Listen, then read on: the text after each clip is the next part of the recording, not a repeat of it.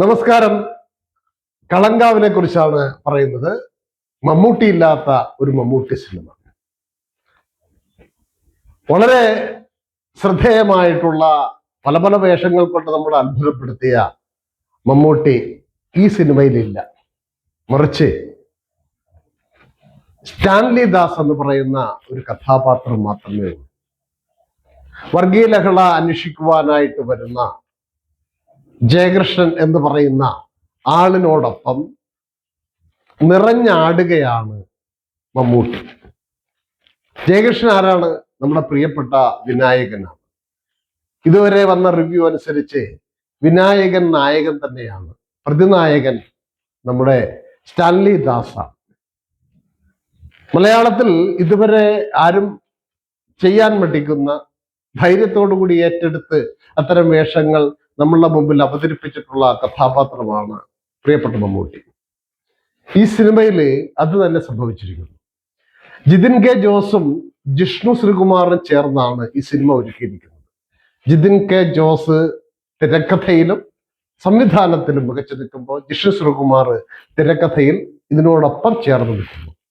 മലയാളത്തിലെ എണ്ണപ്പെട്ട നടന്മാരൊന്നും ഈ സിനിമയിലില്ല. എടുത്തു പറയാവുന്ന മധുസൂദനം പോറ്റി, ഡി ഇസ്രയേലിലെ മധുസൂദനം പോറ്റി അവതരിപ്പിച്ച ജിബിൻ ഗോപിനാഥ് ഉണ്ട്. അതുപോലെ തന്നെ നായികമാരായിട്ട് രജിഷ ജയൻ, ശ്രുതി രാമചന്ദ്രൻ, ഗായത്രി, അരുൺ, ഇങ്ങനെ കഥാപാത്രങ്ങളുണ്ട്. സ്ത്രീ കഥാപാത്രങ്ങൾ 17, 20, 30, ഏകദേശം 30ഓളം സ്ത്രീ കഥാപാത്രങ്ങളുണ്ട്. 2 മിനിറ്റ് 3 മിനിറ്റ് ഒക്കെ നിൽക്കുന്ന കഥാപാത്രങ്ങളാണ്. എന്നെ അത്ഭുതപ്പെടുത്തിയത് ഇതിലെ മുജീബ് മജീദ് ചെയ്തിരിക്കുന്ന ഇതിന്റെ പശ്ചാത്തല സംഗീതമാണ്.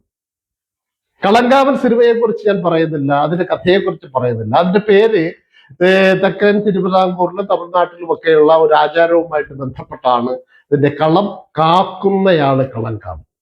ഇന്ന് സിനിമയിൽ അതുമായിട്ട് നേരിട്ട് ബന്ധമില്ല. എന്നാൽ കാവലിന് നിയോഗിക്കപ്പെട്ടിട്ടുള്ള പോലീസുകാർ, കാവൽക്കാരാകാൻ വേണ്ടി വിധിക്കപ്പെട്ടിട്ടുള്ളവരും കാവൽക്കാർ തന്നെയാണോ കാവൽക്കാരല്ലാതെയാവുന്നതും എന്ന് സിനിമ ചർച്ച ചെയ്യുന്നു.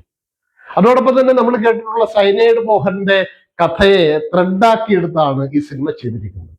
ഞാൻ നേരത്തെ പറഞ്ഞു, ഇതിൽ മമ്മൂട്ടി ഇല്ല, മറിച്ച് സ്റ്റാൻലി ദാസ് എന്ന് പറയുന്ന കഥാപാത്രമാണ് നിറഞ്ഞു നിൽക്കുന്നത്. ഒരു സമയത്ത് പോലും നമുക്ക് മമ്മൂട്ടിയുടെ അഭിനയത്തിന്റെ ആ മാസ്മരികത കാണാൻ പറ്റില്ല.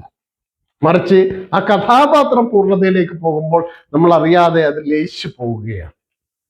ഒരു മെലോ ഡ്രാമ പോലെ, അല്ലെങ്കിൽ ക്രൈം ഡ്രാമ പോലെ സാങ്കേതിക മികവുള്ള ഒരു മനോഹരമായ ചിത്രം, അതോടൊപ്പം തന്നെ പശ്ചാത്തല സംഗീതം കൊണ്ട് നമ്മളെ അത്ഭുതപ്പെടുത്തുന്ന ചിത്രം, സാങ്കേതിക മികവിൽ മുന്നിട്ട് നിൽക്കുന്ന ചിത്രം, കഥാപാത്രങ്ങളുടെ പൂർണ്ണത കൊണ്ട് നമ്മളെ അത്ഭുതപ്പെടുത്തുന്ന ചിത്രം, കഥയുടെയും തിരക്കഥയുടെയും സംവിധാന മികവിന്റെയും കെട്ടുറപ്പ് കൊണ്ട് നമ്മളെ അത്ഭുതപ്പെടുത്തുന്ന ചിത്രം, അതാണ് കളങ്കാവൻ എന്ന് പറയുന്ന സിനിമ. ഓരോ നിമിഷവും ഓരോ മിനിറ്റും നമ്മളെ ആവേശം കൊള്ളിക്കുകയും അത്ഭുതപ്പെടുത്തുകയും അടുത്ത രംഗം എന്താണ് എന്നറിയുവാനുള്ള ട്വിസ്റ്റുകളുടെ ഒരു വൻ നിര തന്നെ ഈ സിനിമയിൽ അണിനിരക്കുന്നുണ്ട്. അതുപോലെ തന്നെ കളങ്കാവൽ എന്നുള്ള പേര് കളം നിറഞ്ഞ് കാവൽ നിൽക്കുന്ന നമ്മുടെ മനസ്സിനെ മഥിച്ചുകൊണ്ട് നമ്മളെ ആ സിനിമയുടെ ഒപ്പം സഞ്ചരിക്കുവാനും ഒരു സന്ദർഭത്തിൽ പോലും സിനിമയ്ക്ക് അപ്പുറത്തേക്ക് ചിന്തിക്കുവാനും ഇട നൽകാതെ മുന്നോട്ട് കൊണ്ടുപോകും. അത്ര ഇൻട്രസ്റ്റിംഗ് ആയിട്ട് കഥ പറഞ്ഞിരിക്കുന്നു. തിരക്കഥ അതിന് പറ്റുന്ന രൂപത്തിൽ. ഏതായാലും ജിതിൻ കെ ജോസിനും ജിഷ്ണു ശ്രീകുമാറിനും അഭിമാനിക്കാം. മമ്മൂട്ടി കമ്പനിയാണ് സിനിമ നിർമ്മിച്ചിരിക്കുന്നത്, അതിൽ മമ്മൂട്ടിക്ക് അഭിമാനിക്കാം. അതോടൊപ്പം തന്നെ വിനായകൻ എന്ന കഥാപാത്രത്തിന്റെ റേഞ്ച് നമ്മൾ പല സിനിമകളിൽ കണ്ടിട്ടുള്ളതാണ്. ഇവിടെ മമ്മൂട്ടിയേക്കാൾ ഒരു പടി മുന്നിട്ട് നിൽക്കുന്ന അഭിനയ മികവ് പല സന്ദർഭങ്ങളിലും വിനായകൻ അവതരിപ്പിക്കുന്നുണ്ട്. നമ്മൾ അത്ഭുതപ്പെടുത്തുന്ന ജയകൃഷ്ണൻ എന്ന് പറയുന്ന കഥാപാത്രത്തിലൂടെ വിനായകൻ. അപ്പൊ അതുകൊണ്ട് തന്നെ ഈ സിനിമ തിയേറ്ററിൽ പോയി കാണുക എന്നുള്ളത് വളരെ പ്രധാനപ്പെട്ട ഒന്നാണ്. സാങ്കേതിക മികവും സൗണ്ട് എഫക്റ്റും പശ്ചാത്തല സംഗീതവും കഥാപാത്രങ്ങളുടെ അഭിനയ മികവും മമ്മൂട്ടി ഇല്ലാത്ത ഒരു മമ്മൂട്ടി സിനിമ എന്ന് വേണമെങ്കിൽ ഈ സിനിമയെ ഞാൻ വിശേഷിപ്പിക്കുകയാണ്. എല്ലാവരും തിയേറ്ററിൽ തന്നെ പോയി കളങ്കാവൽ കാണണം. അത്ര ഗംഭീരമായ ഒരു സിനിമയാണ്. അതോടൊപ്പം തന്നെ ഒരു ക്രൈം ഡ്രാമ എന്നുള്ള നിലയിലും അപ്രതീക്ഷിതമായ ട്വിസ്റ്റുകളുടെ ഒരു കൂട്ടം എന്നുള്ള നിലയിലും ഈ സിനിമ നിങ്ങളെ രസിപ്പിക്കും. ഇതിൽ മമ്മൂട്ടിയില്ല, മറിച്ച് സ്റ്റാൻലി ദാസ് മാത്രമേ ഉള്ളൂ. അത്ഭുതങ്ങളുടെ ചെറിയ ചെറിയ നോട്ടങ്ങൾ പോലും അഭിനയത്തിന്റെ പൂർണ്ണത നമ്മളെ ആവേശത്തിലെത്തിക്കുകയും ഒരു ചെറിയ നോട്ടങ്ങൾ കൊണ്ട് പോലും കഥാപാത്രത്തിന്റെ മനോനില നമ്മളിലേക്ക് കൊണ്ടെത്തിക്കുകയും ചെയ്യും. കഥ ഞാൻ പറയുന്നില്ല, പക്ഷെ തുടക്കം മുതൽ അവസാനം വരെ നമുക്ക് കഥ കണ്ട് കേട്ടു അനുഭവിച്ചു അറിയാൻ പറ്റും. പ്രതിനായകനായിട്ട് വരുന്ന കഥാപാത്രത്തെ ആദ്യം തന്നെ പോസ്റ്റ് ചെയ്തിട്ട് നമ്മൾ നിന്ന് മറച്ചു വെക്കുന്നില്ല. ആദ്യം തന്നെ പോസ്റ്റ് ചെയ്തിട്ട് അവസാനം വരെ ആ പ്രതിനായകൻ ഇപ്പോൾ പിടിക്കപ്പെടും എന്നൊരു തോന്നലുണ്ടാകും. അവസാനം, കഥയുടെ അവസാനം നിങ്ങൾ തിയേറ്ററിൽ പോയി കാണണം. ഏതായാലും കളം നിറഞ്ഞാടുമെന്നുള്ള കാര്യത്തിൽ സംശയമില്ല.